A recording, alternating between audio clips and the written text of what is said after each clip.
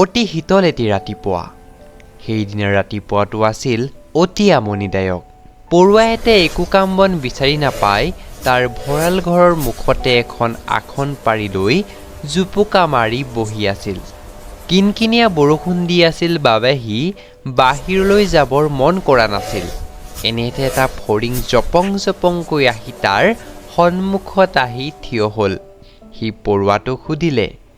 তোমাৰ ভঁৰালৰ পৰা মোৰ বাবে অকণমান খোৱা বস্তু দিব পাৰিবানে আজি আমাৰ ঘৰত খাবলৈ খুটকন এটাও নাই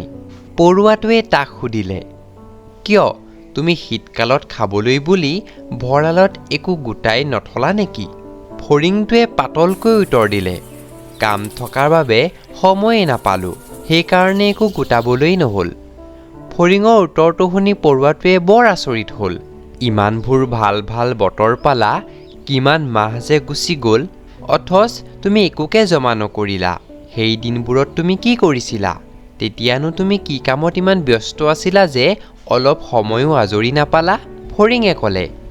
ধুনীয়া দিনবোৰত মই অত-তত গীত গাই ফুৰিছিলোঁ ইফালে সিফালে উৰিও ফুৰিছিলোঁ গতিকে ক'ত আজৰি সময় পাম পৰুৱাৰ খঙে মূৰৰ চুলি আগ পালেগৈ সি খঙৰ ভমকতে ক'লে যোৱাগৈ এতিয়াও গীত গাই ফুৰিবা অত-তত উৰি ফুৰিবা একো নাখালেও হ'ব এই বুলি কৈ পৰুৱাই ফৰিঙক বাহিৰতে এৰি থৈ ভঁৰাল ঘৰৰ দুৱাৰখন ভিতৰৰ পৰা জপাই দি সোমাই থাকিল ভাইটি ভণ্টিসকল এই সাধুটোৰ পৰা আমি এই শিকিব পাৰোঁ যে